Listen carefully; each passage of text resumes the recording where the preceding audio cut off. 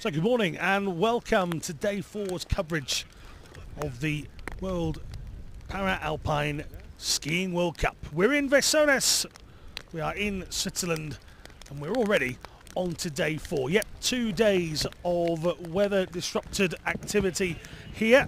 As you can see, it's not exactly perfect this morning. My name's Alan March, with you throughout the course of the World Cup and indeed the Winter Paralympic Games for all of the Para-Alpine events.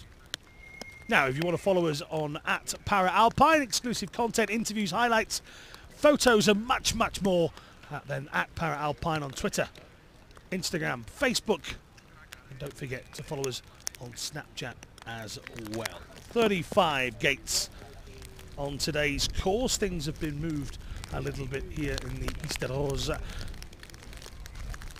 We're no longer right at the top.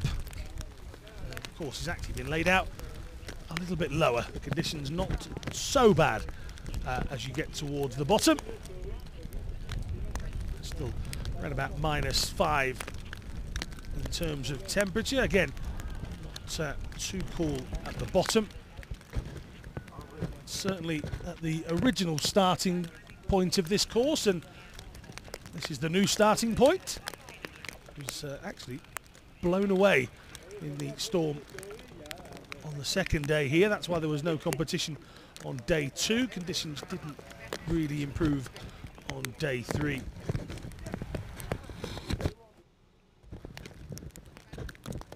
So we come crashing our way into day 4, the women's VI event. He's up first as always, and we'll start with Melissa Perrine, Australian VI skier. He's currently joint first in the slalom standings, level with Henrietta Farkasova. Those two have had fairly similar results throughout. There you can see Melissa with the white protective helmet and microphone at the ready to talk to guide Christian Geiger, coach as well.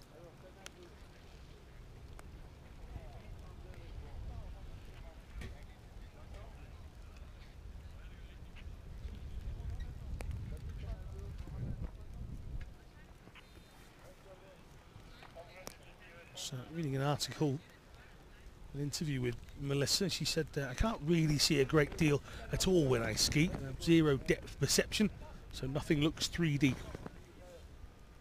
I can't identify different surfaces, which is the easiest way to portray what I'm going through when I'm on the slope. So there you go. That gives you an insight as to how it is to be Melissa Perrine on the slopes. Just a small delay.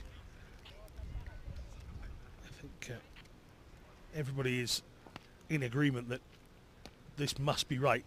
The conditions have been terrible for 2 straight days, which means the course, of course, has taken the brunt of that. And should conditions worsen, which they don't look like they're getting any better there, I must admit, then again the conversations have to be had. It is about the athlete's safety. It is about the safety of those that surround the sport. There must be some 50 to 100 people up at the top of this mountain just enabling the event, the broadcast itself. They are the things that maybe we don't always think about time after time, but certainly those in charge of the sport, those in charge of the event, have to take into consideration, yes, we all want to race. The athletes are absolutely desperate to race, and maybe the younger ones won't quite appreciate the surroundings and those conditions, but certainly the elder statesmen of the teams, the captains, the team managers, and certainly the people within Para-Alpine and the IPC, it is indeed paramount that the best decision is made. You see the conditions blowing near enough sideways now.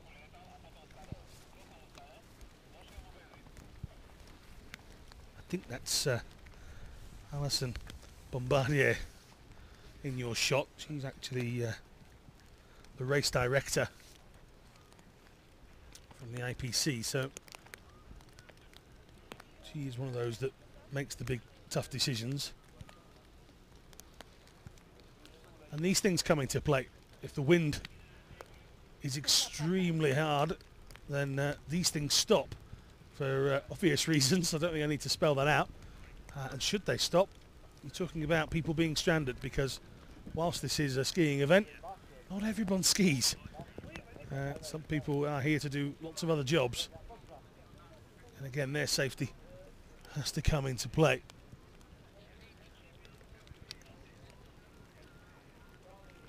So it is an agonising wait. And while we do that, I'll take you through some of the results that we had so far here in Veysonnaz. So I'll cast my eye back onto day number 1. Henriette Farkasova was once again dominant in the women's giant slalom VI. She is having a tremendous World Cup. She was in front of Menna Fitzpatrick, who Menna and Jen, as they are known on social media, were delighted. Bumped into them in the street the other day, had a chat with them, and the two of them delighted with their performances, not just here in Veysonnaz, but the World Cup has been kind to them when they've been competing. They were in Qatar and had great success as well. Third in that one was Melissa Perrine. Moving back to the women's standing event then, and Marie Bochet is 8 wins from 9 races in this World Cup. It's phenomenal. It really is. She spent the day yesterday, and again, as I say, if you follow at Alpine on social media, I think you'll find this on Facebook. She spent yesterday crocheting hats, woolly hats. Her and Johan Taberlet on the French team were snapped by the photographers making woolly hats, and I asked them what that was all about this morning, and it's for charity. I'll try and find out a little bit more, but they're making woolly hats and selling them on or giving them away to families that need winter clothing, or selling them and raising money for those said families as well. So bravo to Bochet and everybody else in the French team that's deciding to do that. Johan Taberlet was explaining to me all about it. Bochet was in front of André Rothfuss, so good to have the German team back on the tour here in Veysonnaz. Rothfuss getting back on the podium as she was in Qatar the last time they were racing. And Veroncikina, well, we wondered whether when the rest of the tour came back, she was competing quite well. She beat Bochet in Kranjska Gora on the opening day. Bochet then regained the title the next day, but the 15-year-old, I was questioning whether when some of the other big names came back to the circuit, whether she'd still be able to compete, or whether that was kind of a moment for her. But the 15-year-old was third on the opening day, so that is good enough to show me that she has every intention of making a name for herself in this sport. Just 15, Varvara Veroncikina. Took a look back at the sitting event, and once again another good day for Claudia Loesch. Like Bochet, has had a large level of success. It looked like we might be getting ready to start here. In fact, that looks very positive indeed. Christian Geiger has set himself up as if he's ready. Instructions are coming through. There's a little nod of the head. Some of the men's sit skiers who go later, perhaps just taking in the action and watching the course and seeing what develops. Certainly the conditions are a lot softer. You speak to some of the athletes and they'll tell you that they perhaps prefer this. Some of the sit skiers will struggle in the softer snow, as that was explained to me by coaches and athletes alike the other day. So too the VI skiers. On harder courses, maybe more contours and a little bit more visibility. Now the snow coming down can affect those that, a bit like Melissa Perrine, has a depth perception.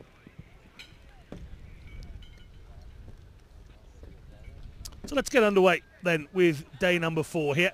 And we are officially getting started. Melissa Perrine of Australia with Christian Geiger.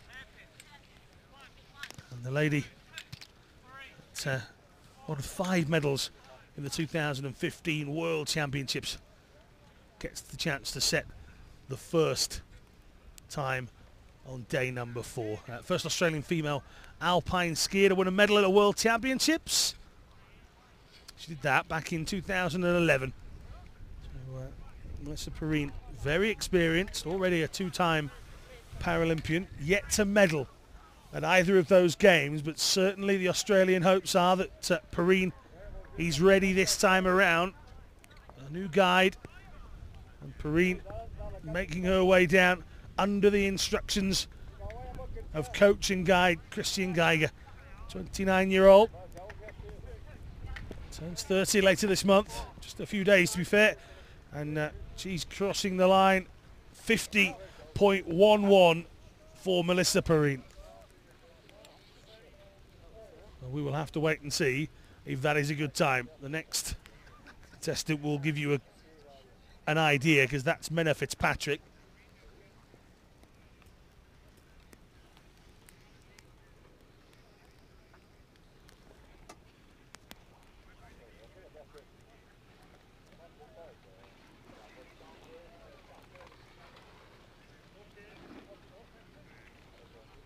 There is Fitzpatrick, but the coat has gone back on, so that suggests heavily that we're not going straight away, and I do wonder if this will be a very interrupted session here on day number 4. Apologies for the delay, but no apologies going to be made for the safekeeping of everybody on this course.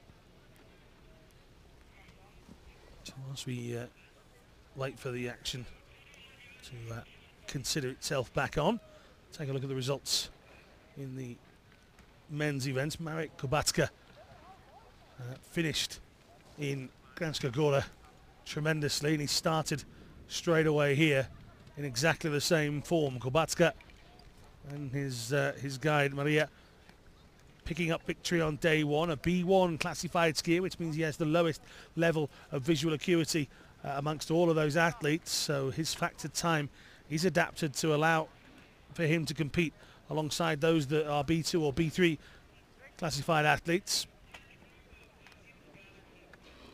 And Mac Marcoux was the man that was beaten by Kubatska, and we thought Mac was going to come here and do exactly what he did in Kutai. No such joy for Mac on this occasion. There was just 0.1 separating them. 0.03 separating them on the first run. All of a sudden Kubatska blew everybody away with the second, finishing 2 seconds clear. And well, the officials very expressive at the start, but you can tell we're not about to start, because otherwise Fitzpatrick would be pretty much level with those posts, and Perrine and Geiger are at the bottom. And I'm sure that their feedback will go a long way to what happens next. You see again just work being done to smooth areas out through the gates.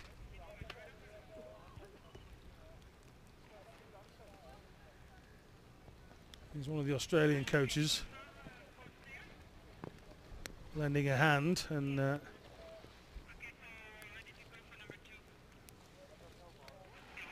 is just a waiting game, I'm afraid.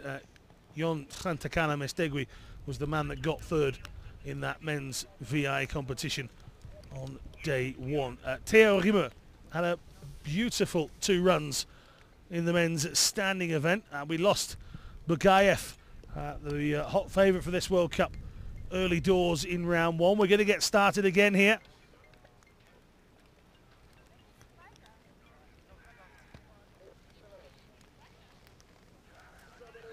So Menna Fitzpatrick led off by Jennifer Keogh.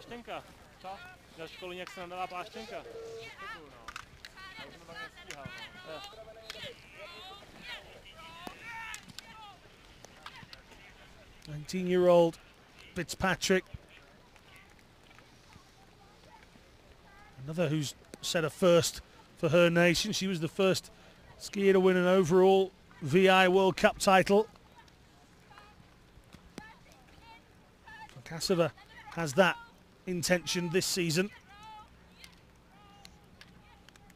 It's Fitzpatrick and guide Keogh, who's used to guide Mill United and won medals at the 2015 World Championships. He was injured for Sochi, so I'm sure Keogh is very much interested in staying injury-free and getting across this line. They're in front. Nice performance from Fitzpatrick, 48-42.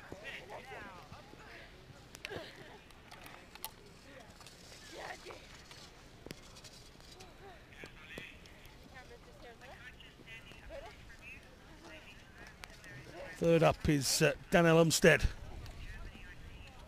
the husband and wife pairing from the United States. Daniel, 45.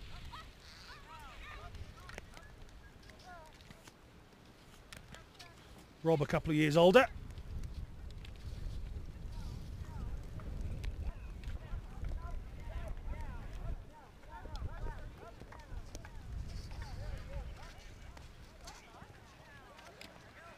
Competed in skiing at university level, did Rob, so he's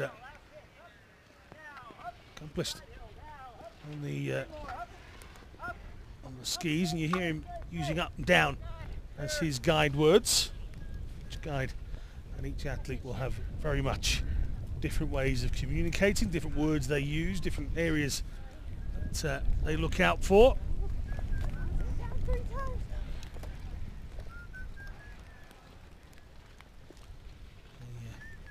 Live in Park City in Utah.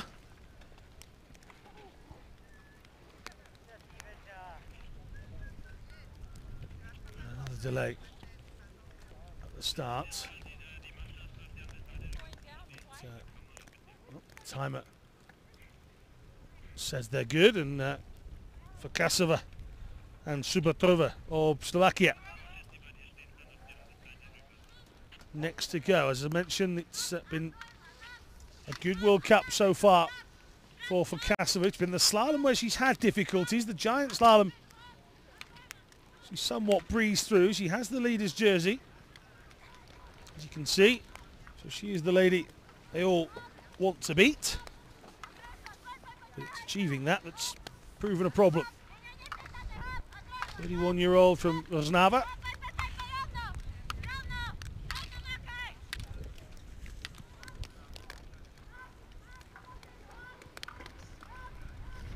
See just the softness of the course, just making for an interesting journey down. Oh, and leaning back quite a lot for a moment was for Kasova. She's still got it at 46.37. There was nearly a disastrous moment with 3 or 4 gates to go. Well, these two have been a partnership since 2008, and they really are starting to perfect it just in time for the next games. They got a couple of golds, 3 in fact in 2010 in Sochi. It was 2 and a bronze. 2 disqualifications, which, having spoken to them, I have every intention of putting right.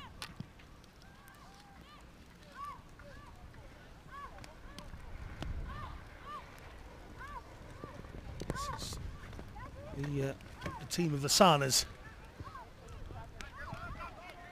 Helena Sana, the athlete. Chloe Sana, the guide. Sisters, as the name would suggest. And, across the line come the team from Belgium.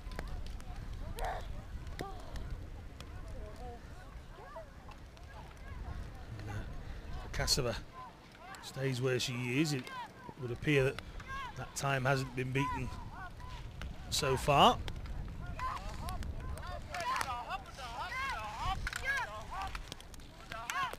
Slight error with my technical system here, so we just have to wait for the official results a little bit later on, but certainly at the moment it would appear that Kasova has the better of the times.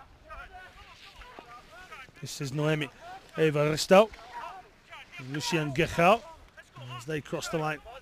Again, we're at the mercy of the timing system. We'll bring you those as soon as we can.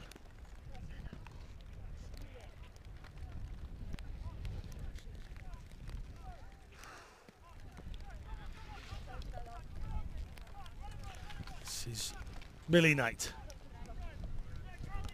guided by Brett Wild. Often be found in a kilt. Brett. Millie can often be found on a podium, something she's become quite used to. Had a fairly hefty batch at the end of her World Championship winning run, driving into one of the barriers after the race. Brett shouting, come on, and Millie's time, 51.08. Mum Night is here somewhere. She was debating whether to watch it from the bottom of the mountain or the top of the mountain or from the warmth of the cafe with a handheld device. Well, whichever she's done. I'm sure she'll be happy with how daughter Millie has gone on. Now this is Kelly Gallagher.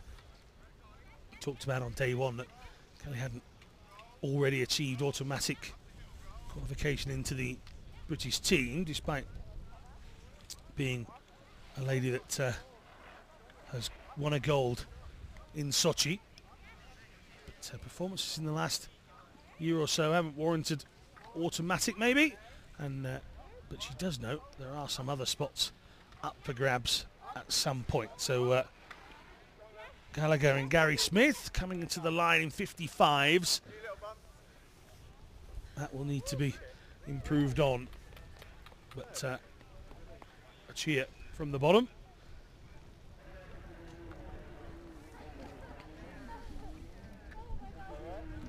Well, I don't have the official timings, so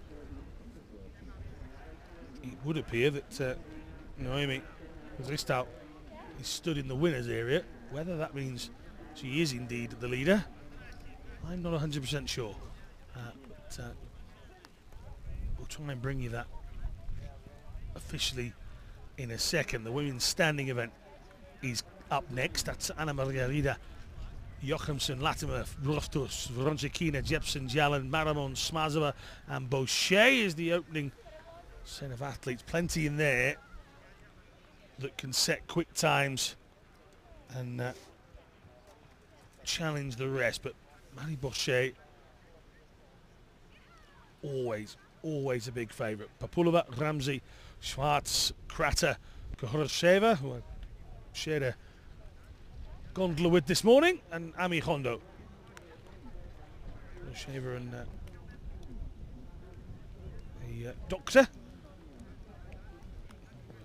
Doubles up as her coach. They're in good spirits this morning on the way up.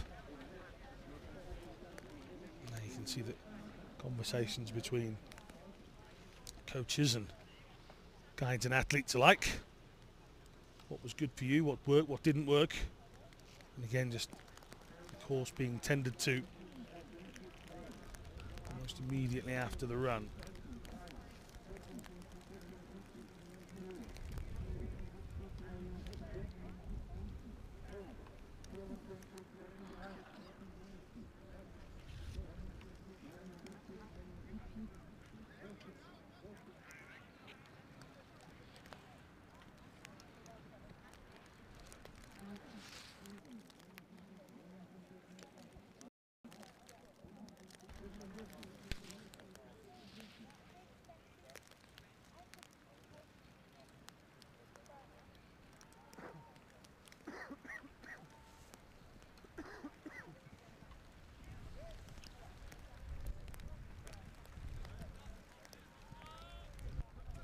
So Rita coming down the course now. There she is. Anna Maria.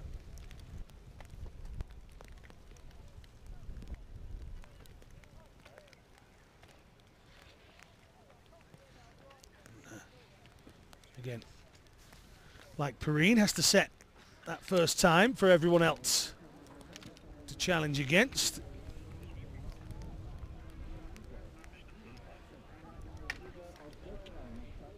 And it's Leader that crosses the line. First of everyone.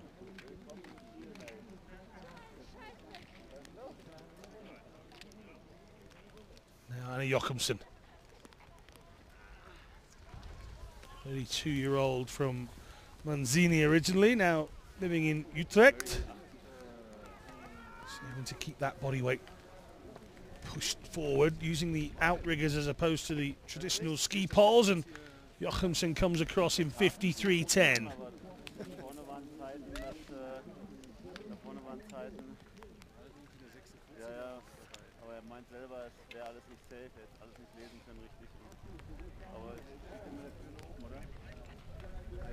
So just going back, Aaron Latimer here, but I'm just going to go back and give you the results of the first run for the women's VI. For Cassava, Fitzpatrick, Bristow, Perrine, Knight, Sana, Gallagher and Umstead is the official way that one ended.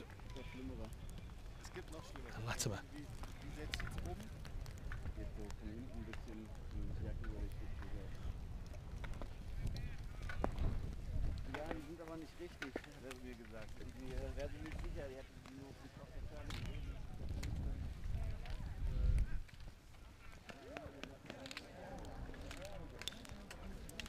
Canadian, still just 21. Latimer finishes her run. Jochumsen's time 53.10. Lead time. This is Vavra Voronchikina we have on display here. We should have had Andrea Rothfuss. Number 12, Voronchikina's gone. Well, the youngster has been learning about success in recent events. He might have to learn about the pitfalls of failure as well, and hopefully she's not too hurt. She's not got up too quickly. Oh, it's a hard fall, to be fair to Vavra. Well, I do wonder if she's hurt her left arm here, and the youngster, with only a few months out from the games, that could be a concern.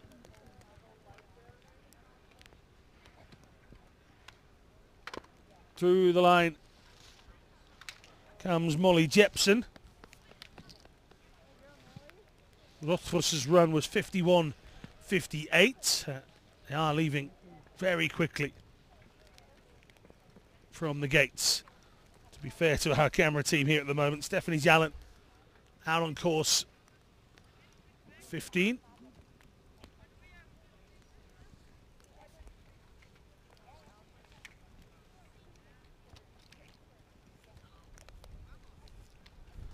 One-year-old from Harding.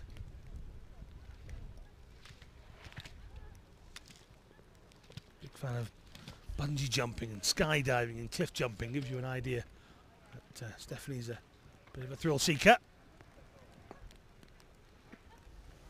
And, coming down a course as quick as you can is a thrill to all of these athletes. So Stephanie Jallant gets across the line.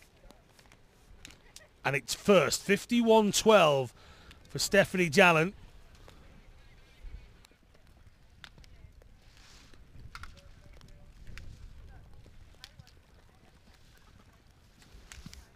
Now, Marimon, the Spaniard. Oh, just trying to stretch herself a moment ago, 57.02.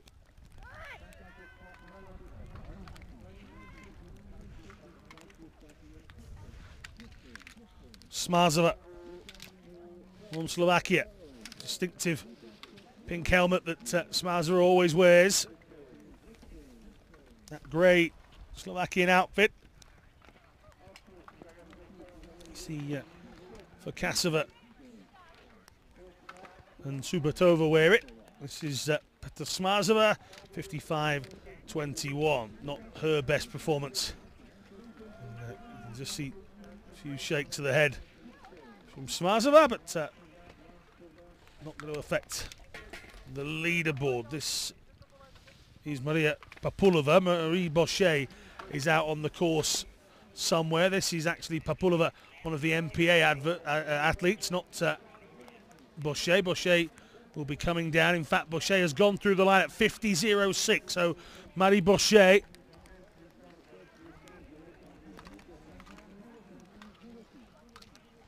has, as always, set the time for everyone else to achieve, and with Veronchikina already gone, you are pressed to find somebody that's going to match that. 50.06. He's 1.06 quicker than anybody else. Papulova needs 50.06. Give you her official time in just a couple of moments.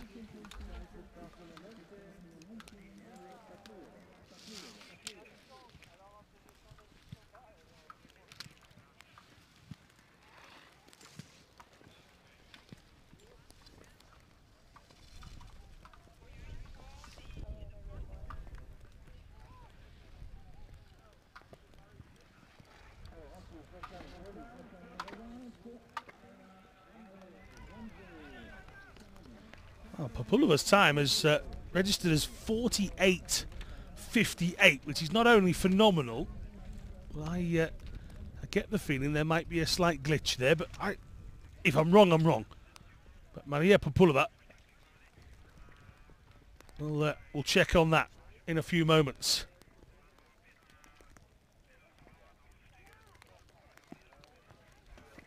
This is Melanie Schwartz.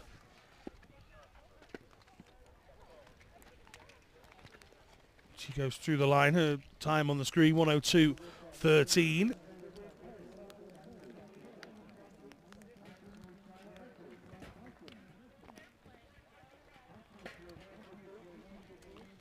This is Elena Kratter from Switzerland.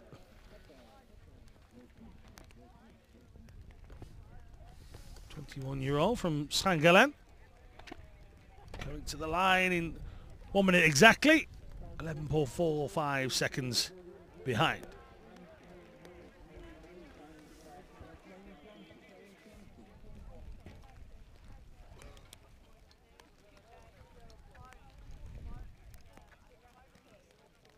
Should be 2 more to come. But again, just a brief pause. We should have Kohorasheva and Ami Hondo to come. That's Kohorasheva just there. The green protective wear, and the blue hat of Anastasia.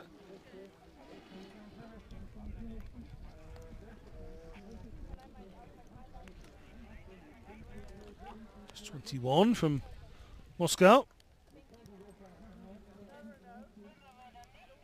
Speaks a minimal amount of English.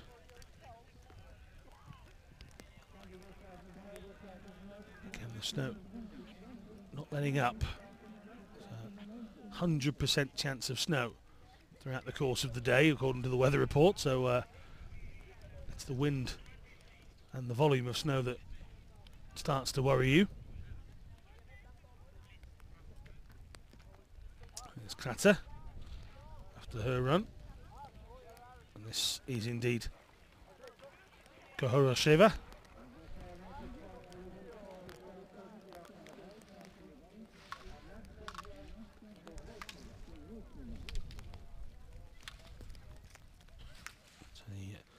The 21-year-old went to Sochi, got an 11th place in the slalom event.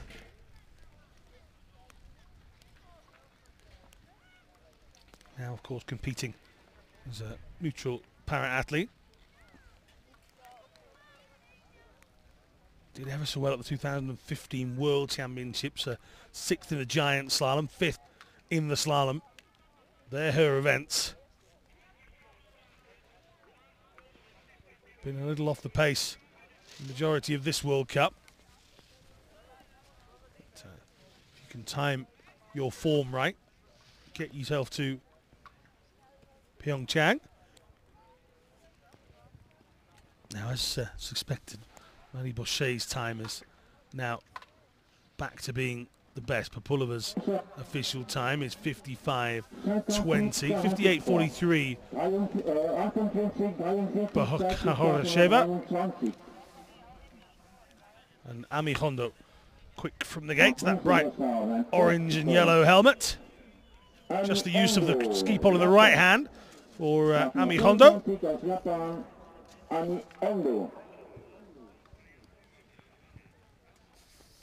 The 20-year-old from Bakarazawa.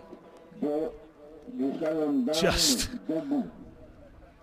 a mistake towards the end and running out of steam as well. Came flying out of the gate. But, caused herself a few issues towards the end, and the young Japanese skier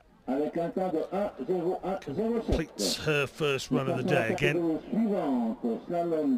bit of maintenance needed. This is Bochet's run. We didn't catch this earlier on. As we say, they've shortened the start periods in between athletes, so we're not going to be able to catch every single one. There's Smazova, who followed down.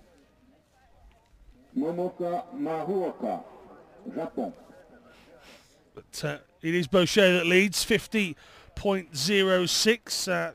They've corrected the timing system as well. Again, just the weather wreaking havoc with pretty much everybody. So please do bear with us. The challenges of bringing you every single World Cup race are being met as we go along. So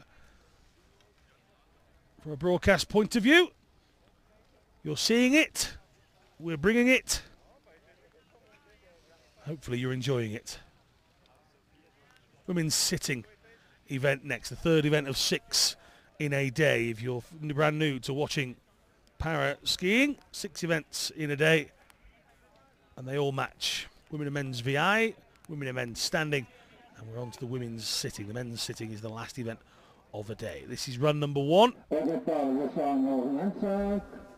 Just to see how Stephanie Victor gets on. Bib number 32, a little bit later on. Claudia Loesch, bib number 29, the dominant force in women's sit skiing so far this season. I say just this season, she's been an absolute class act for the majority of her career. But Stephanie Victor's medalled at 2 different Winter Games. Not just medalled, those gold medals as well.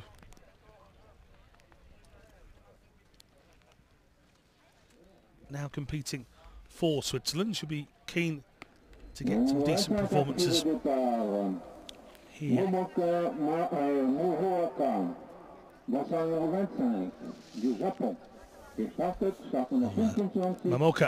Muraoka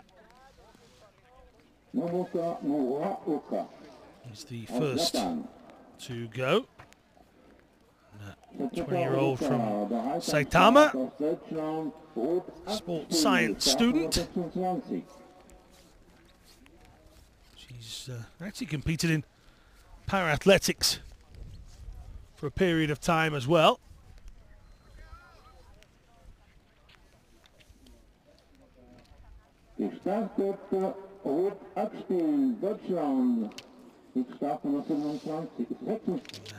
Okay. 5th place in Sochi in the giant slalom, 9th in the slalom event. She's often in the mix. She's been close to podium places in this World Cup so far. 51.85 for Muraoka. Next up, Ruth Hachspiel of Germany. This is Ruth.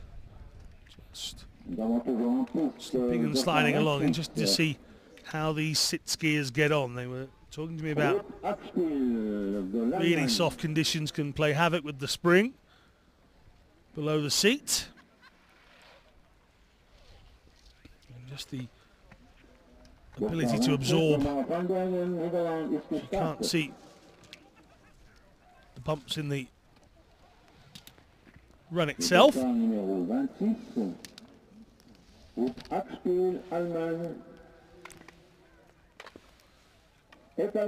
Varying thought processes on leaning forwards and backwards. Leaning too far backwards and you hit a groove or a bump in the course, then spring is already doing a lot of work because you're leaning on it and kind of sends you into the air and out. But Barbara van Bergen doesn't want to come to a stationary position, but she's managing to get going again. Avoid the halts at all times. Bergen. Oh, the side slides. He's managed to hold on to it. Once you're into the really thick stuff, it's no, you know, it's a world of its own out there. Trying to stay within the run of the course, and well, we've not seen too many difficulties for the VI and the standing, but these opening couple of sit skiers are showing us that there are some tricky parts of this course for the mono skis. A bit of a shake of the head from Van Bergen. Heike Edder, the Austrian.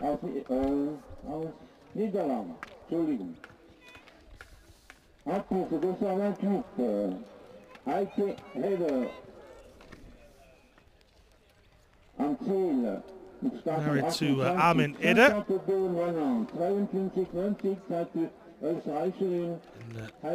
29-year-old finishes her run. A fifth and a sixth at the World Championships last year. Here's a lady that only does firsts. And in this World Cup so far, she either does firsts or crashing out, where she's putting in a heck of an effort. Across the line comes Claudia Loesch. She leads and the arms are spread wide. Sure, that was all about, but Loesch does indeed lead. Oh, and down goes Linda van Impelen, who won the last event in Kranjska Gora.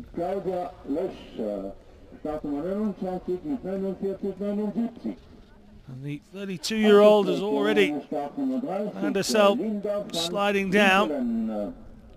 The trick here is to obviously get as low into the corners and tight as you can, but with the mono skis, if you're, let's say your backside, the bucket seat area, if that gets too low into the corner and touches the surface, it can indeed cause you a whole world of trouble. Just sliding away from beneath you. Oh, now has Van Impelen gone the wrong side of that final gate as well? You heard her yelp. A little squeal from Van Impelen. I'm not sure if she's gone the right side. Anna-Lena Forster up next.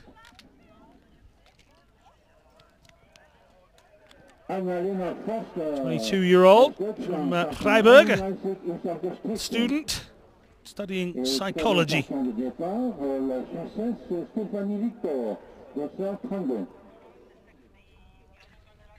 Forster also studying how it is she gets past Claudia Loesch. Lots of silvers and bronzes in her history. Oh, she's done it. 48.93 from Anna-Lena Forster. Well, she likes a World Cup final. She's got a couple of first place finishes in slalom events there. And the challenge has been set. This is the famous Stephanie Victor. She's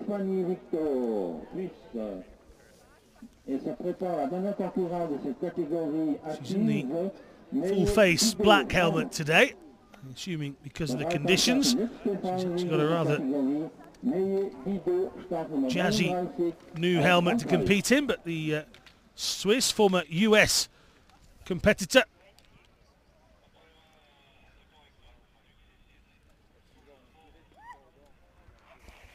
talking to her coach and husband, and it's all about pushing herself for Stephanie Victor, something she's not afraid to do, has done so her entire career, now 48. And Victor coming to the line. 55.99.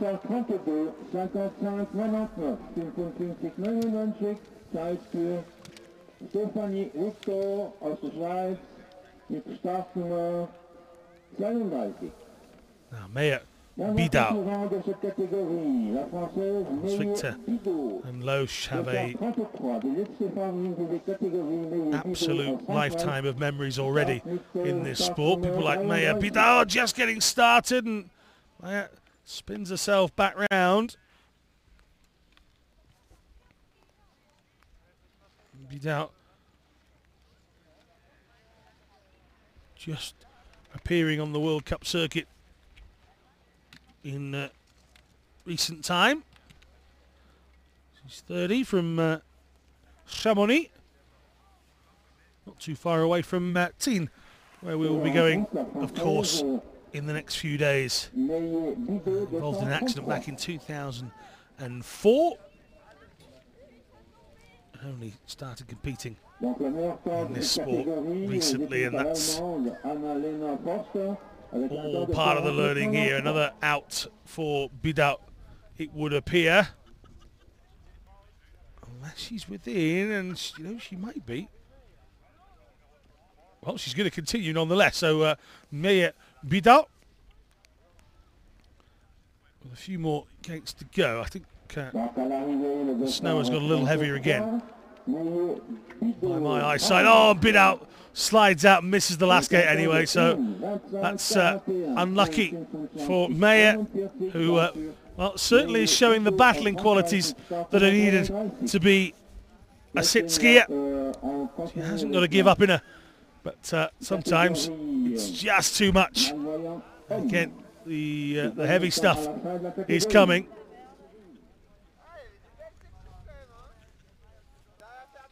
The course helpers doing absolutely everything they can to level out this competition and make it fair. But there you can see the conditions. You can also see the standings. Annalena Forster has got herself in front of Claudia Loesch. Amoka Muraoka in third. Heike Eder, Ruth Hagspiel, Victor Bergen, Impelen and Bidal. But I actually think when we get to this afternoon, maybe Van Impelen and Bidal will be disqualified. I think they both missed the last gate, but we'll find out a little bit later on. Well, that's the women's events all done. We'll start with the men's VI next up, and this is proving to be a very close contest. Whilst Fakasova, Marie Bochet and Claudia Loesch have had pretty much the run of things in their events, and don't get me wrong, that's not saying that they haven't struggled. The men's events have really been wide open. Really have been wide open. And we've had some fantastic events. Ivan Frantsev is actually the leader of the World Cup. The MPA athlete not here. So that should change. Behind him is actually Geno Morgenfurt, the 52-year-old Austrian. He goes second. First up is Miroslav Hreus, and he is joint fourth with Matt Marcoux in this one. And third is Valery Kozhubov of the mutual para athlete as well. So could be all change in the slalom this time around. Hreus coming down with his guide Maros Hudik.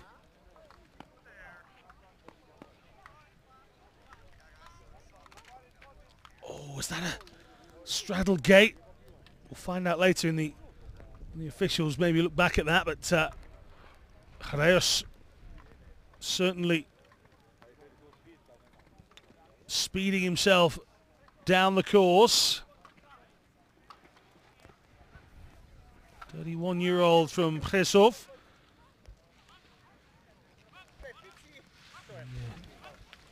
Massage therapist when not skiing. He'll have to soothe himself with that performance.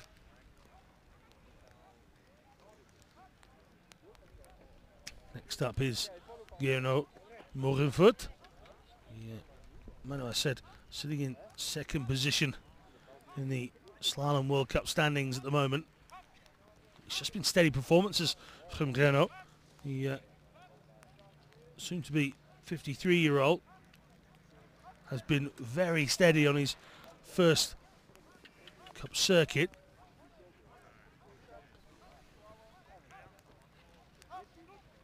In fact, it's his birthday tomorrow, Geno Morgenfurt.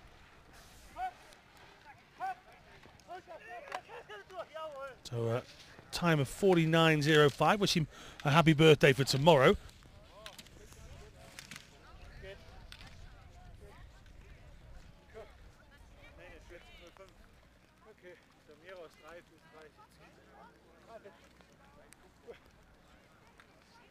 Now, Giacomo Bertagnoli. Another that's capable of magic and then has his moments of disaster as well. And they can't be helped sometimes, but he's just 18. The wind is starting to pick up here at the top of the mountain. Bertagnoli chasing down on 43.73. He's not going to make it. 44.68. He's within a second, and he's happy with that. He is happy enough with that.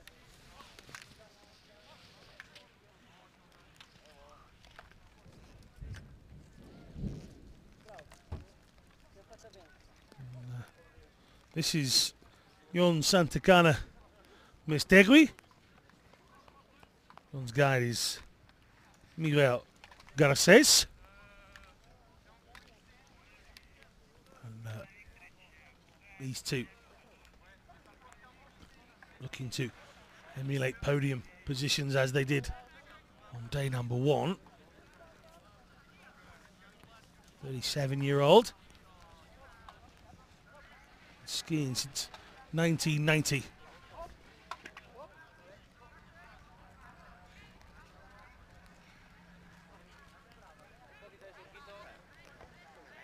So Santacana Mestegui gets across the line. He's going to be wanting 43.73. Wait for his official time to come up. Now here's the man that's been wowing everybody. 2 victories in Slovenia. He got the opening day victory here in Veysonnaz as well. And Kubatska with his ever smiling guide Maria Zatovicova.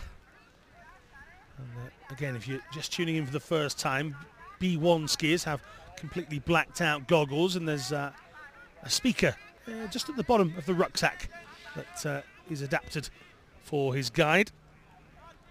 We do have Sol Balak, who's also a B1 skier on the circuit. He's not here in Veysonnaz. He was in Kranjska Gora. He's the Hungarian B1 skier, and they're very close here. Maria just having to speed herself up as Kubatska got quite close.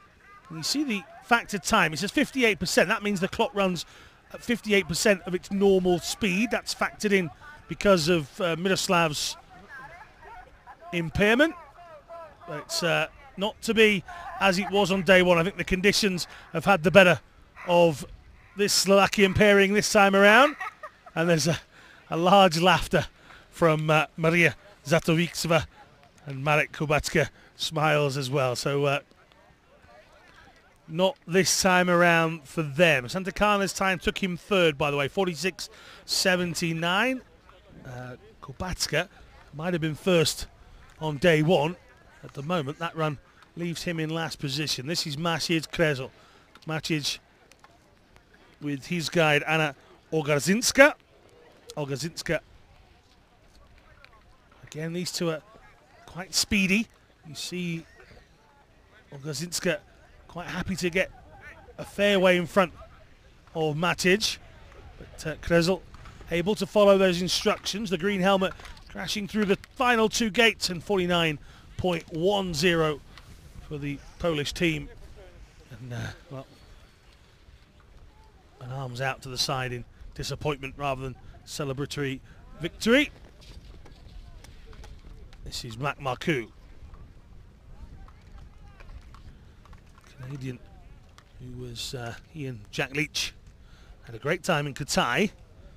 I thought when they returned to the circuit here on day one, it was all going their way again, but then entered Kabatska. But Marcoux and Jack Leach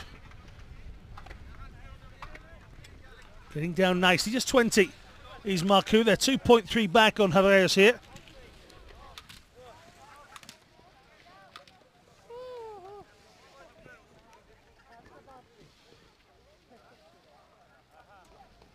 Jakub Krakow and Branislav Brosman up next.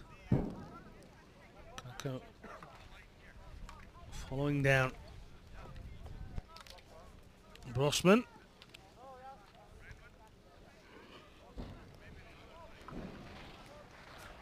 That leading time, 43.73. 27-year-old.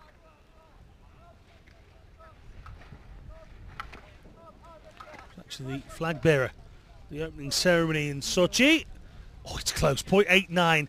Well, we've seen this a few times in the men's VI competition. The Slovakians hogging positions 1 and 2.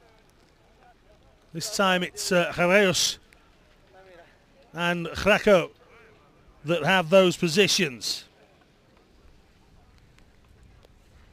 Kevin Burton of the United States up next. He and Brandon Ashby.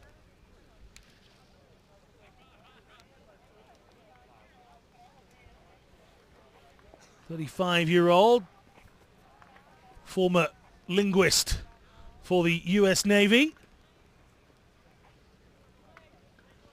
He retired working with them back in 2011. He's a man of sport. He's Kevin. He's competed at para biathlon in Sochi. He also did the para cross country as well. So he's now trying his hand at Alpine. Last couple of years he's been finishing around about 5th, 6th and 7s he got in the World Championships. So some steady results at the Worlds for Kevin Burton. But, can he get something like that when he gets to PyeongChang? Mark Batum. Cade Yamamoto, the guide for Mark.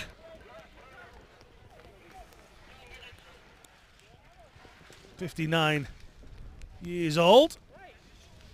And Batum finishes 8.85 seconds back. The man originally from Seattle.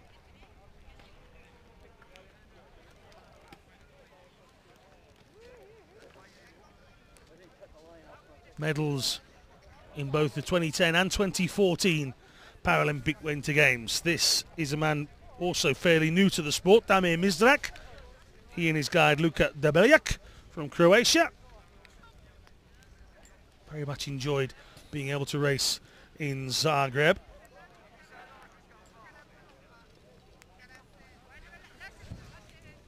The exact same course, the able-bodied World Cup had just taken place on, and the athletes were absolutely buzzing about that. Through the line they come. 54.04 for Damir. And that completes, there's a smile there, look, that completes the men's vision impaired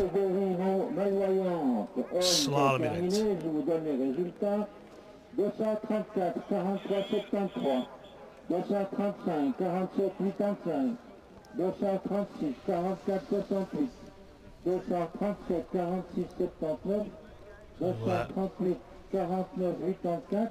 Haraus from Krakow, from Bertragnoli, from Marcoux. Be an interesting second run for all of those. 243, 52, 58 et le 244, 54, 04.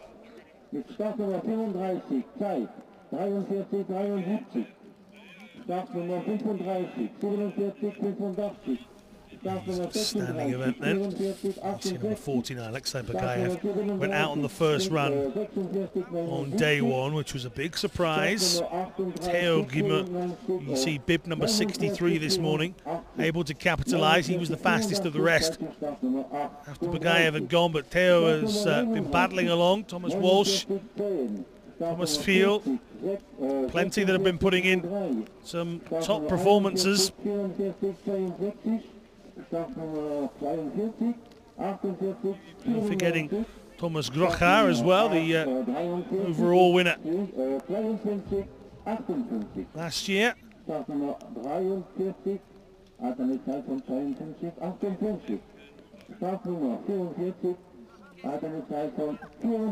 Marcus Salker, last year's winner. He was third from the end in our list just there. Getting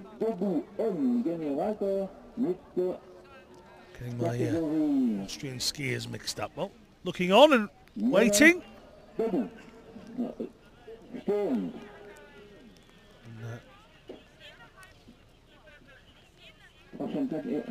Just a few moments delay. The start official there has a bib in his hand. I'm not sure who that belongs to.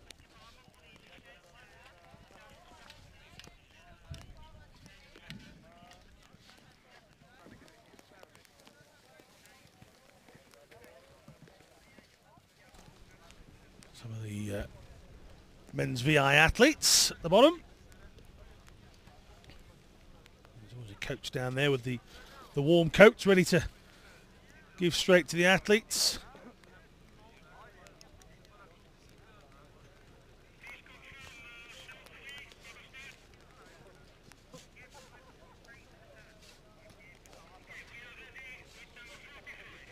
So Santeri Kiveri of Finland, bib number 45, should be the first to come from the start gate.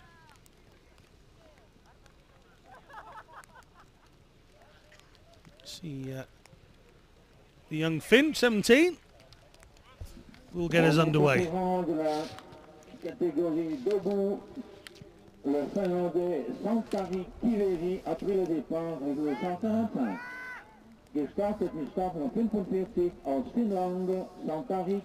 from Lapin Ranta, and he is out. It's not the best start in the men's standing. Kiveri, well, to say he's unhappy is an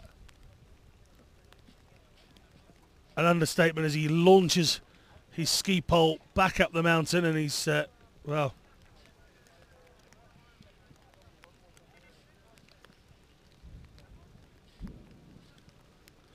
I'm not sure he's not been halted here. This is a strange one. Moving his way back up, we'll try and solve what was happening there. Kiveri was very much unhappy with something. It wasn't that far down the course, so this is James Whitley of Great Britain.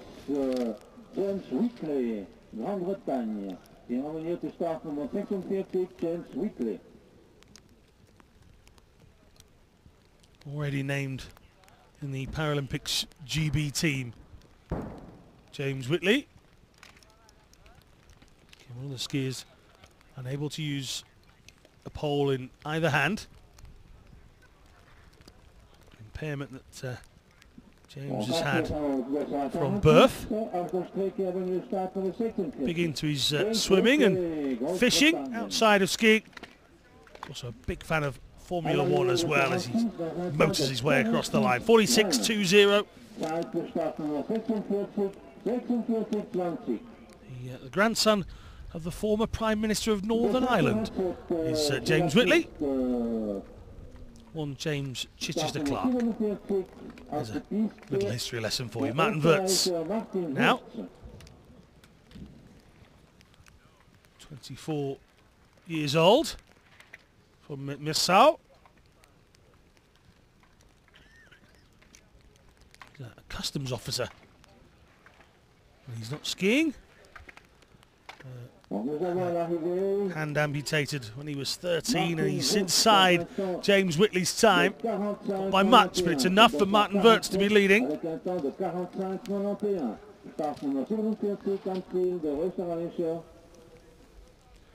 Thomas Mulder now. Dutchman. Single leg skier.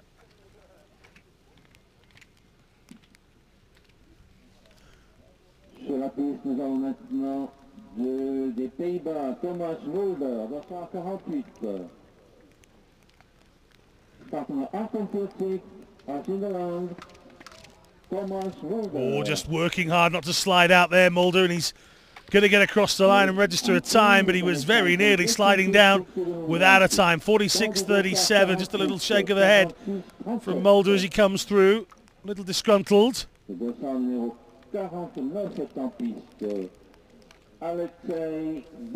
Wasn't far outside the time. Maybe if not for that little wobble, fall from the end. Now Alexei Bugayev. On this World Cup, we've seen the good and the bad of Bugayev, and that's the good. 44.89. Crashing through the line.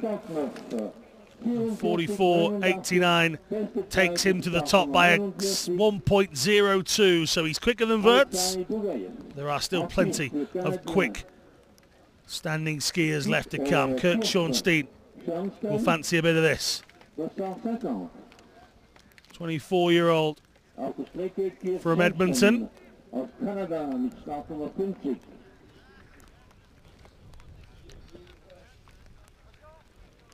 Canadian coach is Jean-Sébastien Labrie. Chat with yesterday. Through the line he comes, said that Canada weren't putting a number. He doesn't like to put a number on what he wants from events, but they're certainly in good spirits and feel like they're in for a good time. So the moment the games have finished, his concentration, he's on finding future Canadian para skiers. Maybe you're watching this in Canada. If you're inspired by what you're watching, then maybe you can be the next big Canadian name on the circuit. Once PyeongChang is over, that's where the attention turns. James Stanton, getting all sorts of sideways, but quick enough. Stanton, 0.50 quicker than Alexei Bugayev. And for a brief moment, it looked like Stanton might be finishing like a snowball. But he stayed on his ski and got through the line. Thomas Glocher. 24-year-old from Klagenfurt.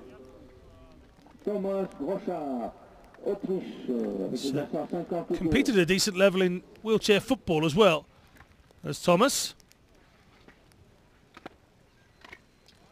And through the line, 46.20. So it's still Stanton from Bugayev from Wirtz. Just 1.52 separates those three. Now here's Mitchell Gawley, another one that will want to be up there. By his own admission yesterday, he hasn't had the World Cup season that he wanted. He said it's just genuinely not through lack of trying, it's just been mistakes creeping in here and there. But this is quick from Gawley.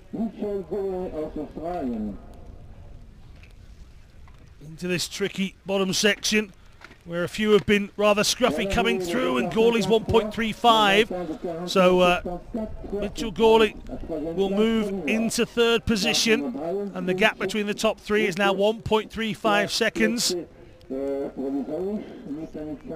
Martin Franze from Slovakia, another like James Whitley, without the use of a pole in either hand.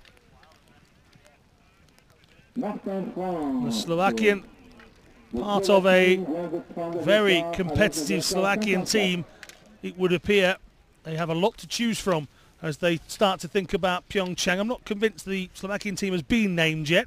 Couldn't find any proof that it had. But certainly Martin Francis would be one of those that would be keen to get another crack at a Winter Games. He's already been to 2 and was 4th in the giant slalom in Sochi. So close to being a Paralympic medalist.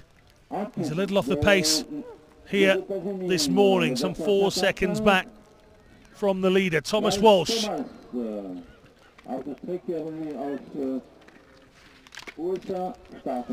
Lunges towards the line, and that gap between the top 3 closes because Walsh goes 3rd, just 1.17 seconds back. So it's America, neutral para-athlete America. That's the 1, 2, 3.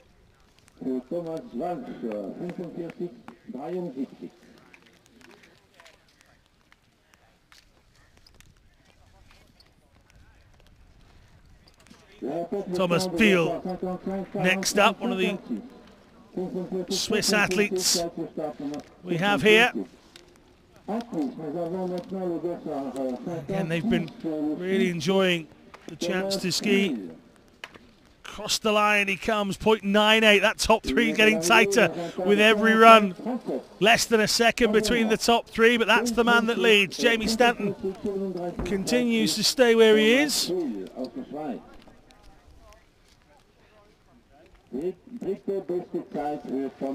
Alexander Alyabayev up next. Theo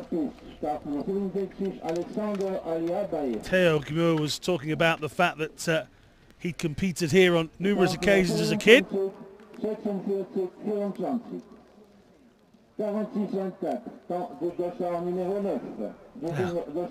Jeffrey Strutt.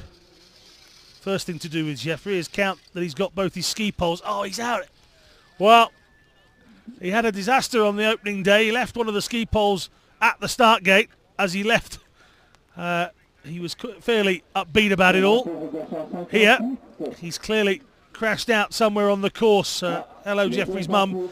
You didn't get a lot of sight of Jeffrey this morning, did you? Now, Aaron Lindstrom, who had a marvellous time in Katai, picking up a podium position on the last day. Not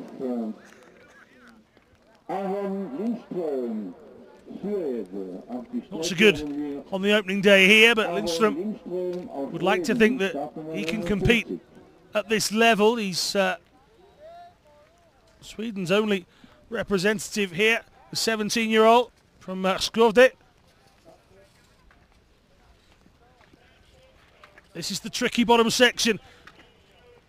Very neat, but not quick enough. 3.37 seconds back on Stanton, and 3 seconds puts you outside the top 10. This was something I was talking to Jeffrey Strutt about just the other night. He was saying, you know, the sport has moved on. He said a few years ago, he said you could be 3 or 4 seconds back and still be in the top 5 or 6. Now, he said, if you're not 3 or 4 seconds, he said you're outside the top 10, and that's it. He said there's so many good skiers now. And he's absolutely spot on. 3 and a bit for Lindstrom, 11th. And there's still people to come. Now, one of the gate poles has been smashed out of the ground by one of the skiers, so that's got to be put back absolutely spot on, so that everybody runs fairly.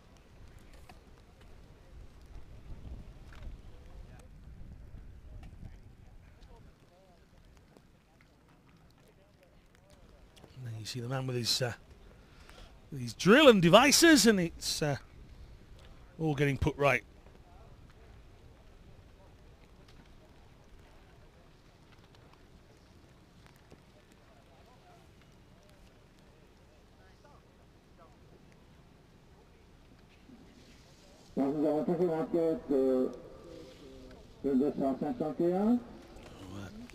Running repairs, or sliding repairs, shall we say. At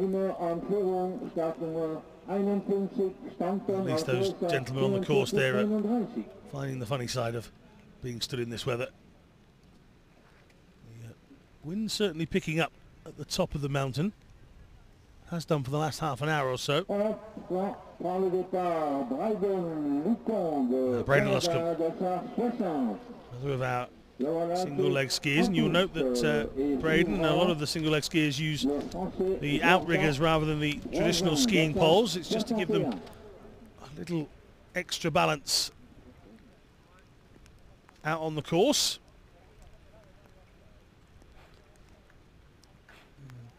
Skiers were telling me they don't tend to lean on them as much. It's pretty much just like the ski. It's just to give them a little bit of a glide through the section they're in.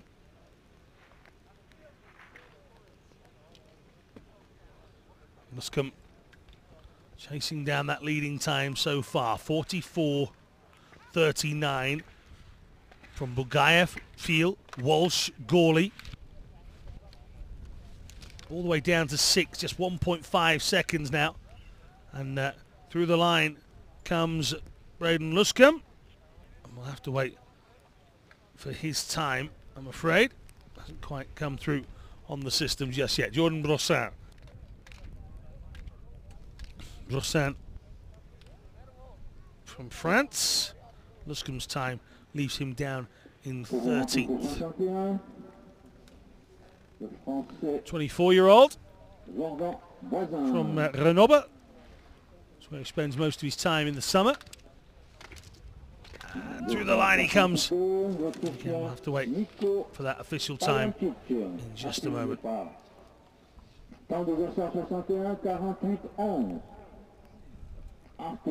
Niko Plijancic is out. Well, I was just about to say he's up next, but by the time I got to that, he'd already gone. So Plijancic is out. Brossin's time took him ahead of Luscombe into 13th. Now this is Theo Rimeux. Number 63 should be up next, and he's had a great time in a giant slalom. He's not been so good in the slalom, and in fact, this is Santeri Kiveri again. So I did wonder what had happened at the beginning of this run. Santeri has been allowed to go again here. This is interesting. There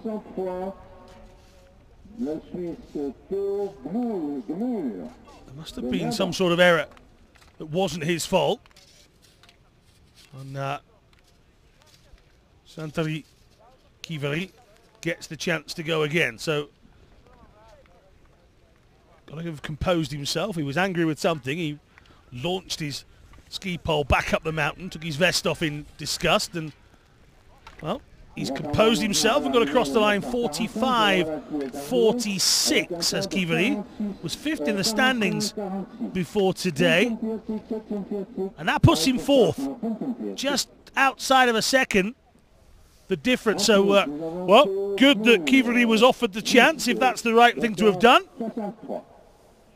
And now, Theo Rimeux, just, well, yeah, got out of shape in the gate before and smashed into that red gate pole you can see just wobbling at the top of your screen, and Theo goes out of the giant slalom. As I said, the slalom has been his thing. The giant slalom has been his thing. Slalom, he has struggled. He might have done himself some mischief as well. Theo Rimeux gets some attention, I'm sure, in a couple of moments. Jonty O'Callaghan of Australia. 20-year-old. Big fan of the NFL. He's been chatting away with Stephen Jameson, our interviewer and reporter, at the bottom of the mountain. Those two have been discussing the NFL quite a lot. And across the line they go. 3.96. Down in 16th position for John T.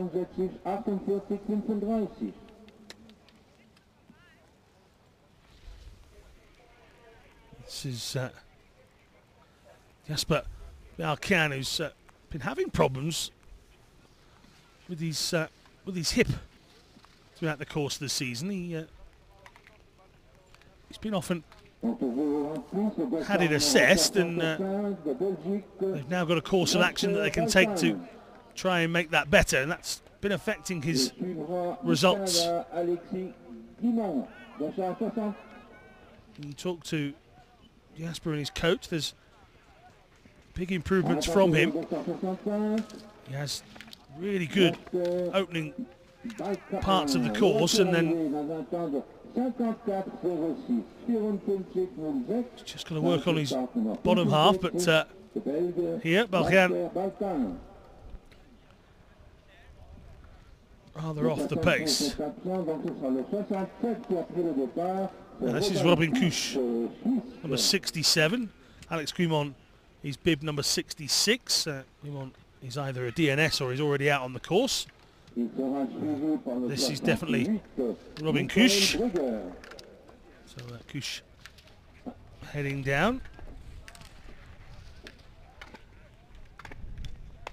Not sure what's happened to Guimont. I can only assume that's a DNS rather than a DNF. Guimont, Kusch just visibly unhappy with the run. Michael Brugge up next.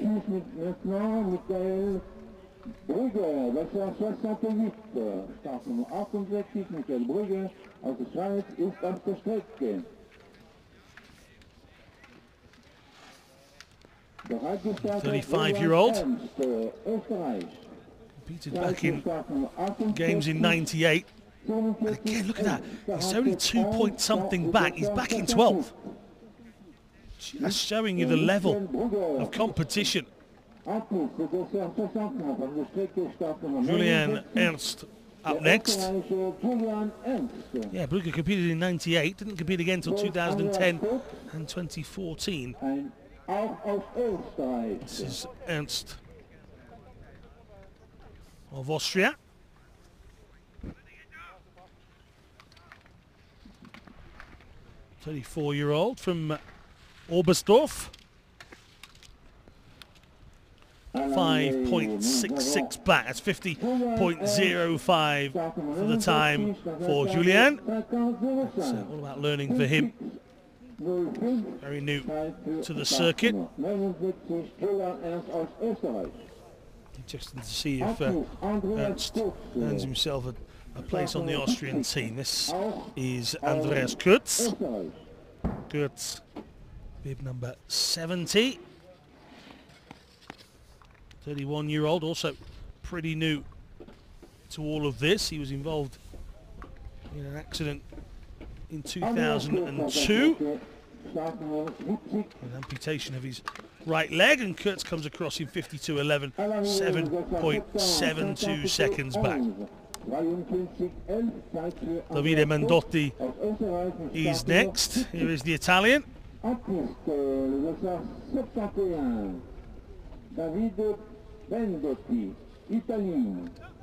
23 years old. That's the quick flat section.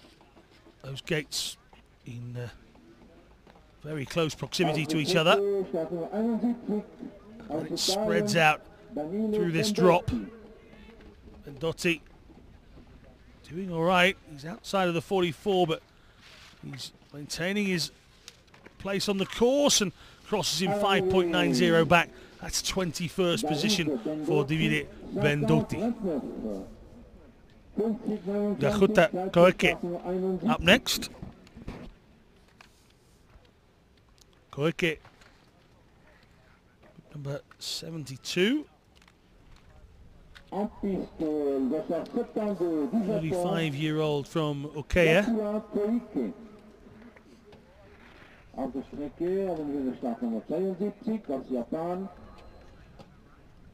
Already been to 2 games. This would be his 3rd outing. Be careful of that last gate, not to straddle it. He was pretty close to it, nailed it with the left leg.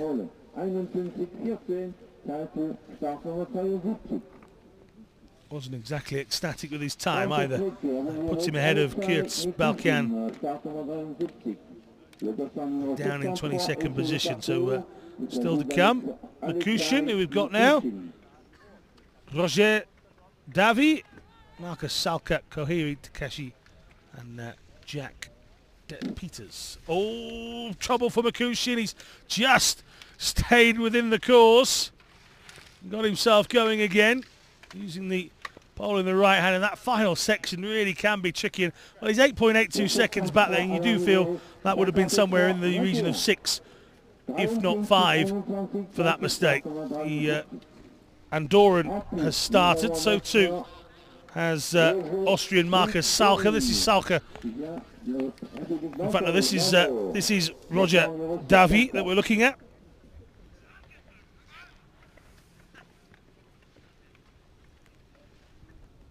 Le dossard numéro 75, l'Autrichien Marcus Salzer a pris le Only départ. Andorran in the circuit. Le pays d'Andorre, Davi crosses the line, 6.25 seconds back, so he's a few places from the bottom. That was Davi starting. This is should be Marcus Salcher. It is. Chandler, an overall World Cup winner before, 26 years old. Salka trains at the Olympic Training Centre in Klagenfurt, so he's got good training centre to be going on with. Marcus Salzer, mit einer Zeit von 48,91. 48,91 temps de 275 pour l'Autrichien Marcus Salzer. Salka gets across the line. He's in 20th position with that time, 48.91. Again, the 1.98 is the gap from 11th to first. Less than 2 seconds at the moment between first place there. James Stanton, 44.39. This is Kohei Takahashi.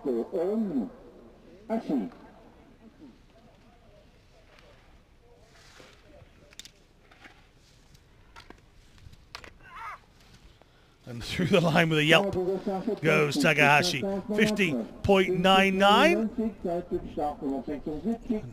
Jack Peters up next. The final of our athletes in the men's standing, 24-year-old Peters, an accountant.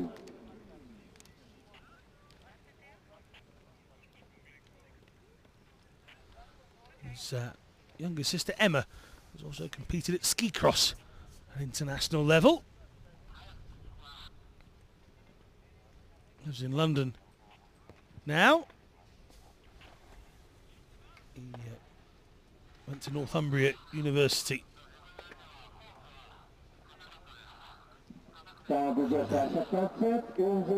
Peters crossing the line, 60 seconds plus. I think he'll be the only man to be outside of the minute mark. It's all about learning for Peters. This very much the early stages of his career internationally.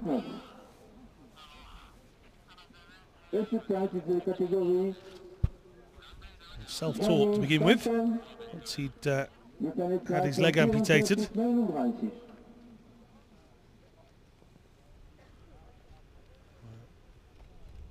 Plenty of people keeping an eye on competition.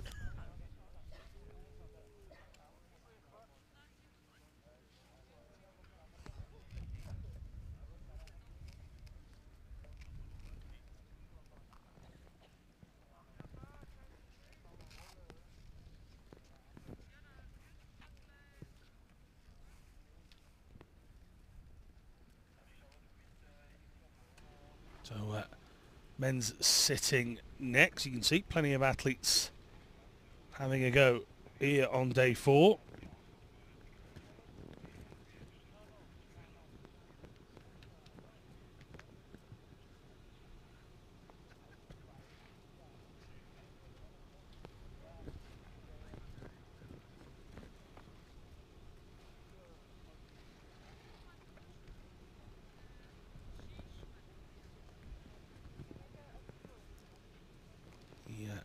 men's sitting event getting underway with George Kleiter in just a few moments. The standing results then: Stanton, Bugayev, Phil, top three. Kiveri given that second opportunity to go and took it very, very well indeed. Just 1/10 ahead of Thomas Walsh. Richard Gawley's in the mix as well.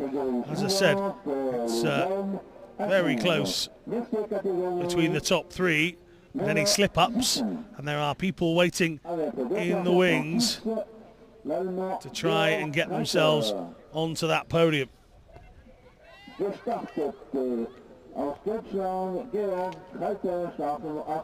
Kleiter has indeed started.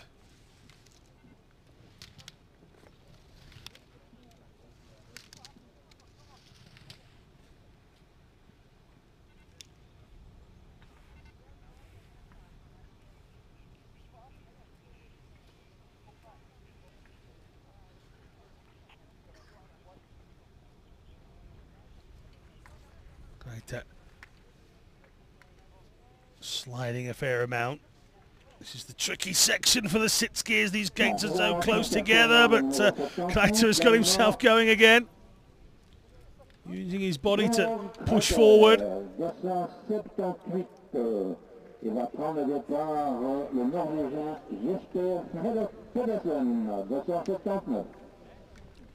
Kleiter getting going again, and will look to set that first time. Big slide there.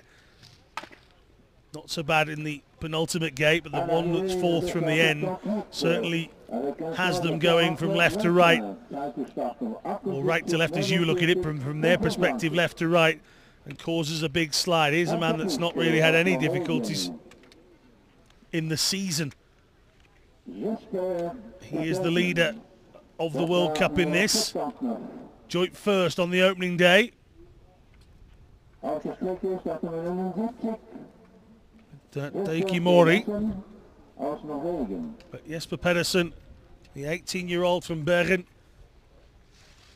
in Norway, chasing down that 49.25. You see even he slides out with that fourth gate to go, 3.96 seconds quicker. Well, I think he's found that rather tough. This is Igor Sokolski, number 80. Apologies, Andrew Kirker, number 80. US skier was full of the joys this morning, was saying that he might find this course to his liking. He said he has a good range of movement within the sit ski, and he's able to throw himself around. Oh, and three from the end. Is he going to get back in? Well, he might just have rescued that towards the end, but Andrew Kirker, oh, he'll be gutted. You could see himself really throwing himself into the gates, and just got caught up three from the end, and somehow managed to rescue it and get himself back through the line.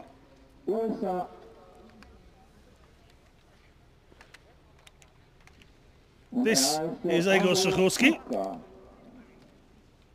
This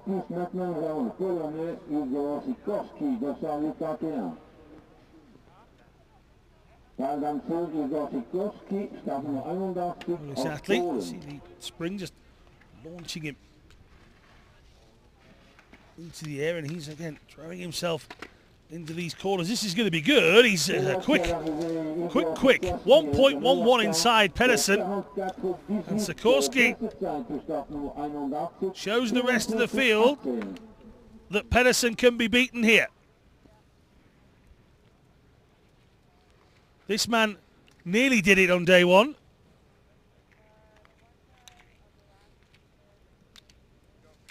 Daiki Mori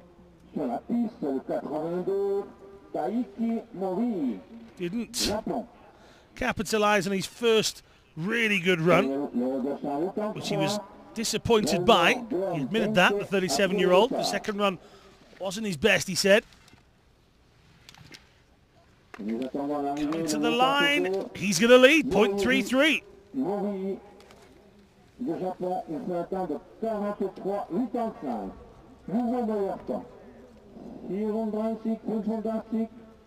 Nieuwe beste tijd, start nummer 82.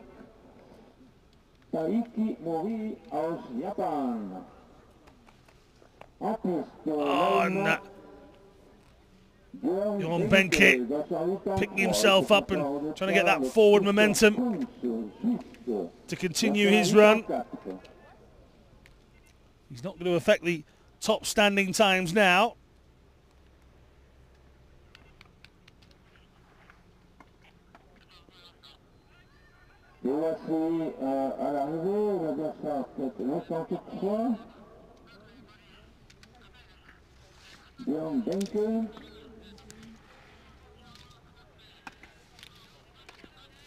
Benke comes across 52.69. That issue early doors.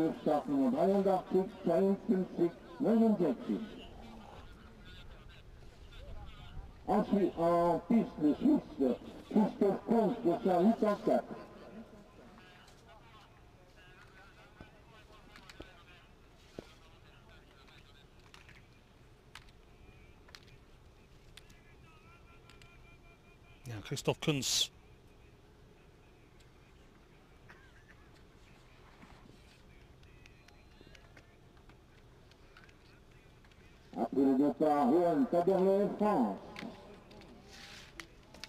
Once again, just getting slow through sections. Oh, that's really wide.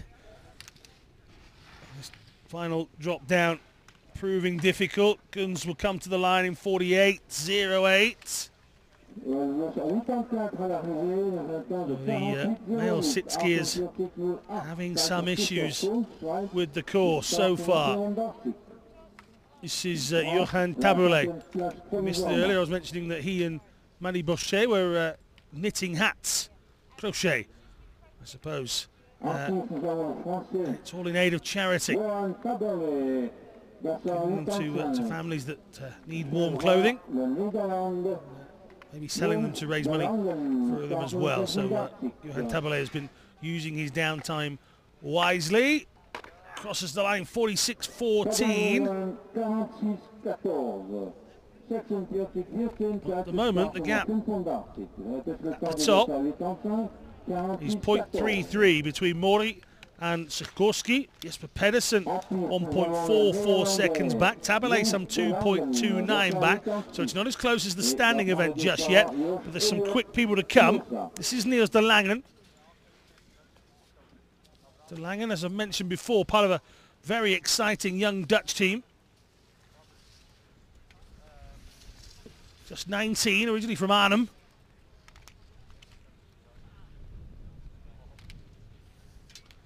Bronze in the slalom at the World Championships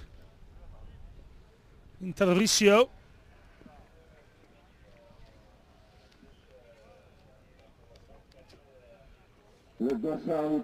Can he get 43.85? No. How close can he get after the first run? Oh, it's 2.6 back. He's in 5th position. Just to withstand a little bump towards the end. There's a smile there as he points to the camera. But Niels de Langen of the Netherlands. Josh Elliott. 36 years old is Elliott. Wife Samantha watching on, I'm sure. Yeah. Veteran. Having served with the US Marine Corps. Driving into these final few gates. And coming in 45.48, just 1.63 seconds back for Josh Elliott, 4th position. Now here's a man capable of a quick time.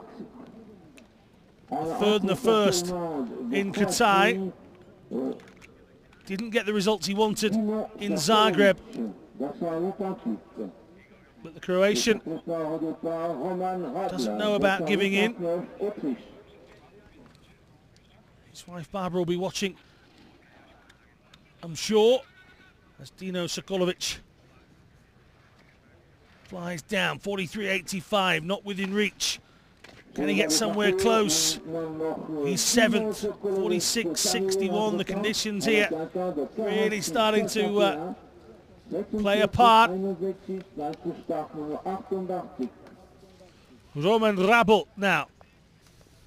26-year-old Austrian from Seoul. Big fan of quad biking when he's not on his mono ski, so the thrill for going fast is pretty much his. Brilliant performances to get 3 bronzes in Sochi.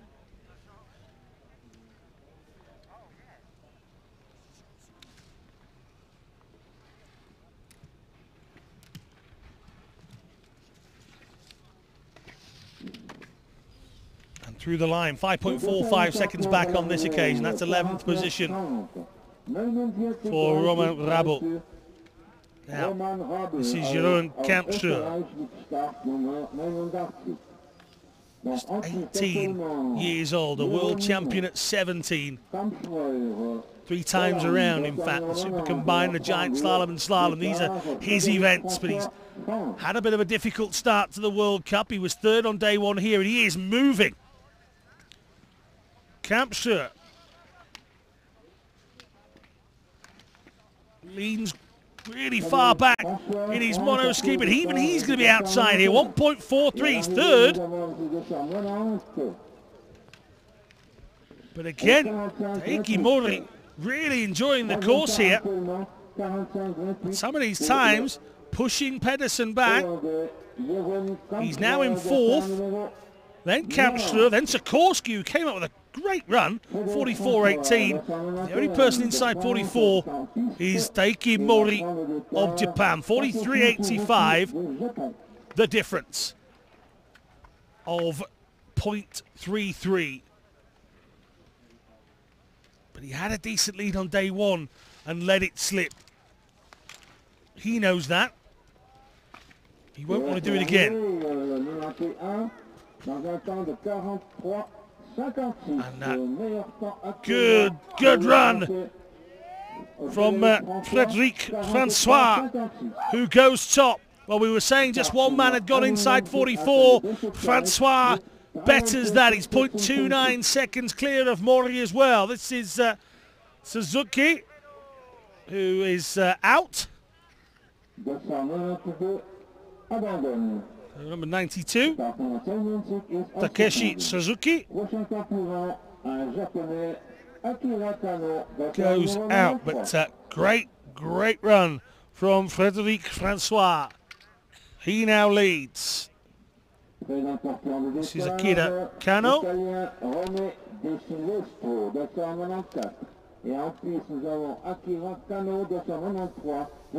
Kano just 31.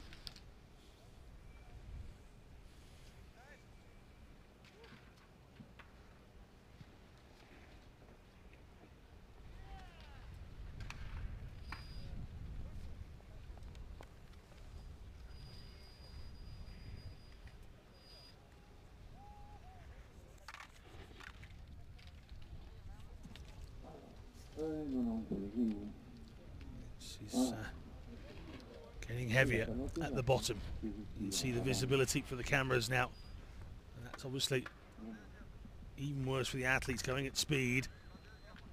Snow driving into them. You can see here on the bottom, this is very much the last few gates, and that's the visibility. They've got all bouncing through the finish. Is Kano. That could have been some 48 if he'd have just held on towards the end, but not to be.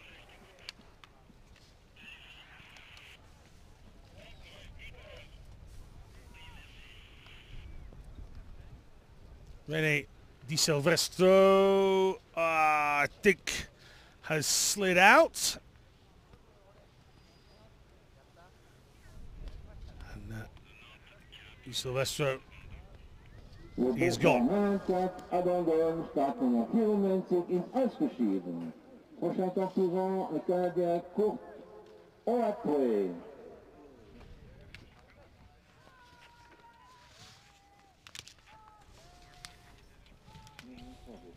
Kurt Oatway Canada is the next on your screen. 33-year-old, originally from Edmonton, now Calgary, which is 4 hours away from Kimberley, which is where we go for the World Cup finals. Always off the beaten track, but has kept himself within the course. That'll be fairly costly.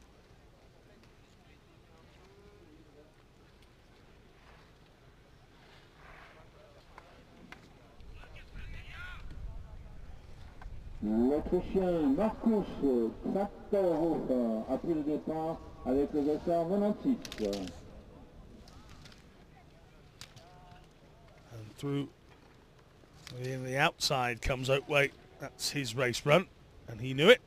So DNF for Oakway, who just throws himself on the floor in the end.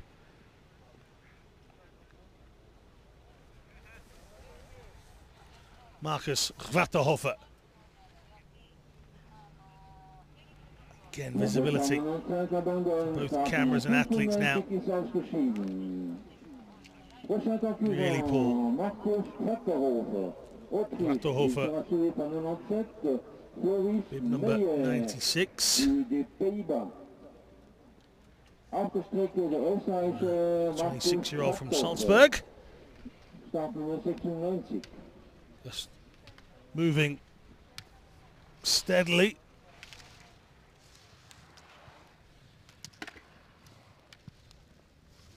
À l'arrivée, le dossard 96, 48, 98, 48, 98, Zeit für Markus Krafterhofer gets through. 96 aus Österreich. Floris Meyer next. Le Hollandais Floris Meyer. Il sera suivi par le Coréen Hilversum, 28. Never been to a Winter Games. He would absolutely love to. He actually competed at international level as an able-bodied skier before his accident in 2012. He's now trying to recapture that buzz here as a sit skier. The timing is quite a way off the lead for Floris Meyer, down in 16th position in front of PyeongChang. Oh, and Han Sang-min, well, I'm not sure he slid off the course yet, but can he get himself going again? Straight round the next gate and just shoving himself forward. There are limits on what you can and can't do when trying to get restarted, so it'd be nice to see if Han Sang-min has stayed within those guidelines.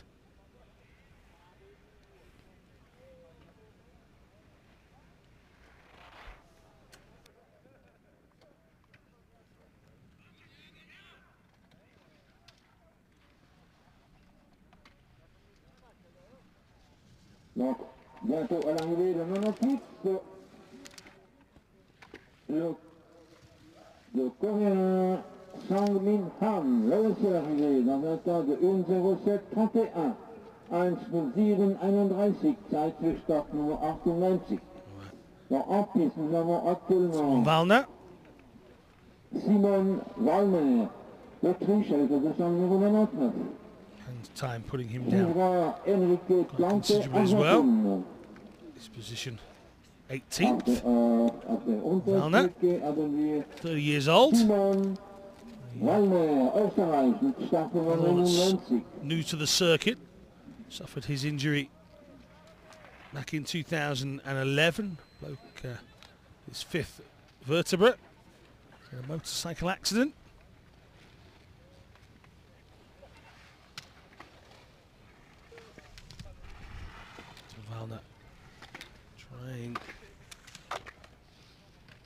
Trying to come across the line a respectable time, 49.75. That's Wallner in front of Meyer, Benke and Han Sang-min, Enrique Plante,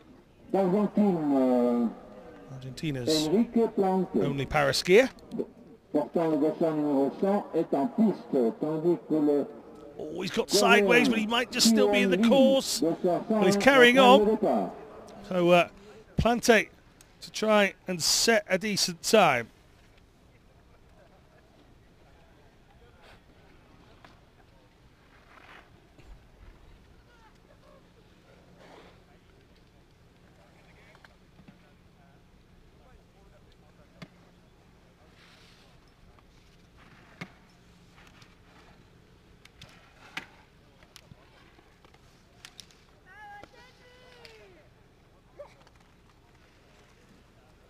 Adversaire 55-93, 55 93, Zeit zu Startnummer 100.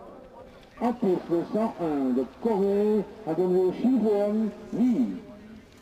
Et suivra Marc Choyer. Lee Chi-won, who suffered a shoulder injury in Zagreb. It was rather a innocuous one. He just happened to have his arm far back as he fell, and he injured his right shoulder. Rather large delay as he was tended to and then assisted on a stretcher down the mountain. To get a scan, it wasn't as bad as first feared. Oh, he's nearly missed that last gate. And here he comes, but no, he's back here competing. And again, those Korean athletes were desperately looking forward to getting back home and getting underway in PyeongChang. Adversaire 102 abandonne, Startnummer 102, ausgeschieden.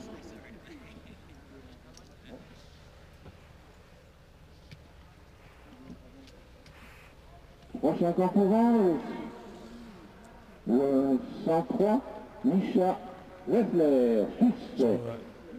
102 is Mark Sawyer, and seeing as he's on the side looking upwards, you can tell that he is indeed out of the competition. This is Micha Weifler.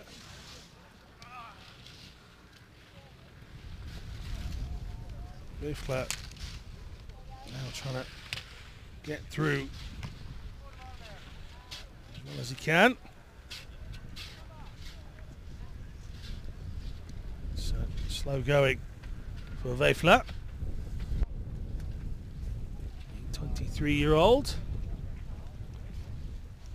originally from Biel.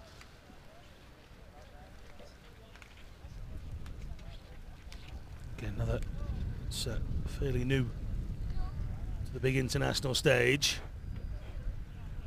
Only took up skiing age of 20, so only a few years trying his hand at the sport, let alone at the top level. Already some way off the quickest time from Francois, and this last section is real tricky. And well, the speed of which the snow is falling, anything that's carved out by the one before you is pretty much gone. Well, he's happy, and Weifler has got the right attitude towards the sport. He's very much happy to be learning. And just see where it takes you. Kenji Natsume, 44.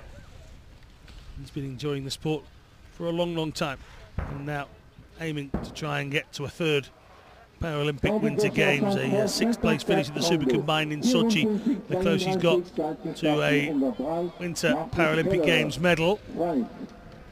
6th place finish is his best at the World Championships as well. That was back in the Super G in 2013. 5.26 seconds back into 12th position for Natsume.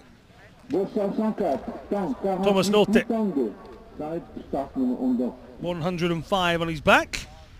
We've got 107 scheduled to start here on this last day. Athletes desperate to get some more racing practice in, especially after 2 days of cancellations. Don't forget, we already missed one whole World Cup edition in St. Moritz due to the weather, so all of these guys and girls just desperate to get out there and race, and I'm sure during the break there will be a big conversation as to wwhether we actually compete again this afternoon. The weather hasn't got better since we started, it's got worse. Nolte heading down to the line, he's going to cross in 47.80. That puts him in 11th position. The wind is certainly a little stronger than it was this morning. It's not horrific, but the snow is really starting to build. Sam Tate.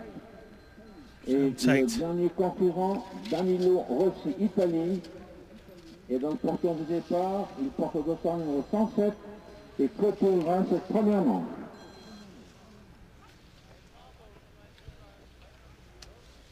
Tate is on the side. He's not the only one there.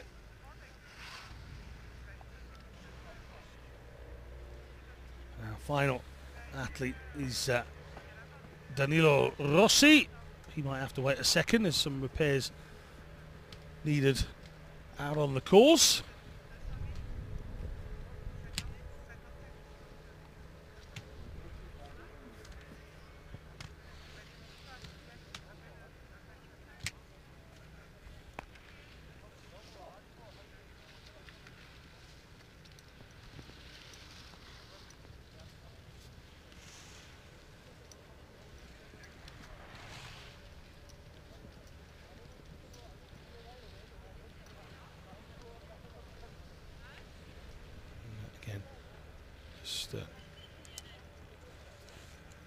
Some repairs needed.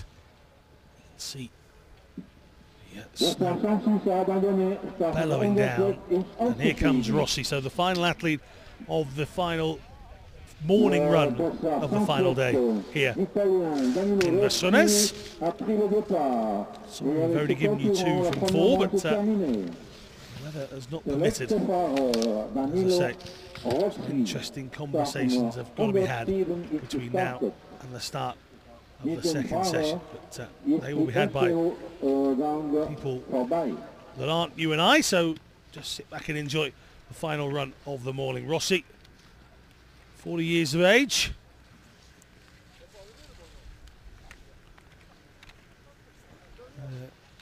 Accident back in 2006 whilst paragliding. Competed at the World Championships held in his own country at the beginning of 2017, and that was something that was a massive honour for him. It was his first major event, and sadly, a couple of DNFs and a DNS on that occasion. He's been getting finishes here in the World Cup circuit, and he's going to do it again here. Rossi crosses the line in 54.25, and he is indeed the final athlete down here this morning.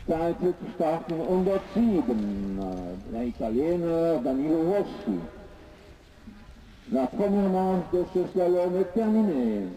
So as we take a look at the standings, it's Frederic Francois that has the best of the runs in the men's sitting event. Taiki Mori is in the mix again. Sikorsky with a decent run. Kampstra showing why he's world champion. Jesper Pedersen, that is him fairly low down for a Jesper Pedersen run, but he was fairly low down in day one and managed a joint first. Pedersen will be quick on a second run. The big question is, will we get that far? Nolte Kunz down all the way to Lee. There's a few more athletes to come beyond that as well. Tate, Sawyer, Oatway, Di Silvestro, Suzuki, all DNFing on the course. Han Sang-min had a real issue, but managed to get himself going again as he finishes the last. So that's all from us here this morning in Veysonnaz. Join us again this afternoon as we hope to bring you some more coverage of the final day here in Veysonnaz of the World Para-Alpine Skiing World Cup. From myself, Alan March, and all of the team, goodbye.